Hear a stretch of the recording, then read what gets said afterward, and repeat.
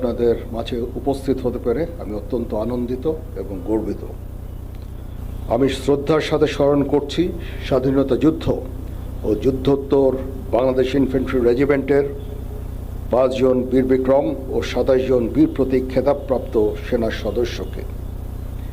এছাড়াও এই রেজিমেন্টের 60 জন অন্যান্য সদস্য গভীর দেশপ্রেম ও অসীম বীরত্বের সাথে দেশের জন্য নিজেদের জীবন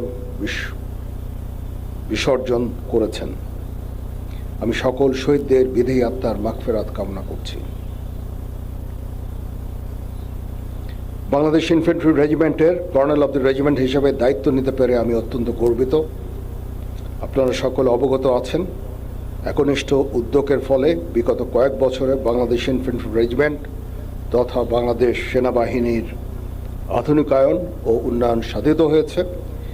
এর মধ্যে নতুন নতুন ইউনিট প্রতিষ্ঠা, আধুনিক অস্ত্র ও সরঞ্জামাদি সংযোজন সহ বহু উন্নয়ন ও কল্যাণমূলক কার্যক্রম অন্তর্ভুক্ত রয়েছে।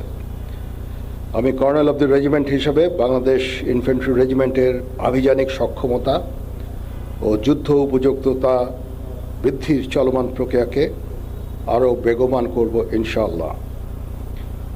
যুব উপযোগী ও আধুনিক প্রযুক্তির যে কোনো প্রয়োজনীয় যুদ্ধাস্ত্র এবং সরঞ্জাম যোগান দেওয়ার ব্যাপারে আমি সর্বদা সচেষ্ট থাকব। ইতিমধ্যে আমরা ইন্ডিজিনিয়াস ডিফেন্স ইন্ডাস্ট্রি তৈরির কার্যক্রম শুরু করেছি, যা আমাদের সক্ষমতাকে অনেকাংশে বৃদ্ধি করবে এবং আত্মনির্ভরতাও অনেকাংশে বৃদ্ধি পাবে। কর্নেল অব দ্য রেজিমেন্ট হিসাবে আমি বাংলাদেশ ইনফ্যান্ট্রি রেজিমেন্টের প্রত্যেকটি সদস্যকে পেশাদার ও সুপ্রশিক্ষিত হিসাবে গড়ে তুলতে সর্বদা বদ্ধপরিকর। পেশাগত দক্ষতার পাশাপাশি একটা সুন্দর জীবনমানও আমাদের সকলের কাম্য। আমি যে কোনো কণ্ডালমুখী কার্যক্রম বাস্তবায়নের জন্য সর্বদা সচেষ্ট থাকব ইনশাআল্লাহ। এ বিষয়ে আমি রেজিমেন্টের সকল সদস্যদের সহযোগিতা কামনা করছি।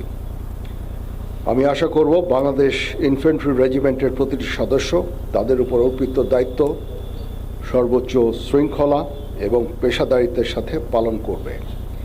এই রেজিমেন্টের প্রতিটি সদস্য দেশের যে কোনো প্রয়োজনে স্বতঃস্ফূর্তভাবে দায়িত্ব পালন করবে এবং প্রয়োজনে নিজেদের জীবন উৎসর্গ করতে প্রস্তুত থাকবে।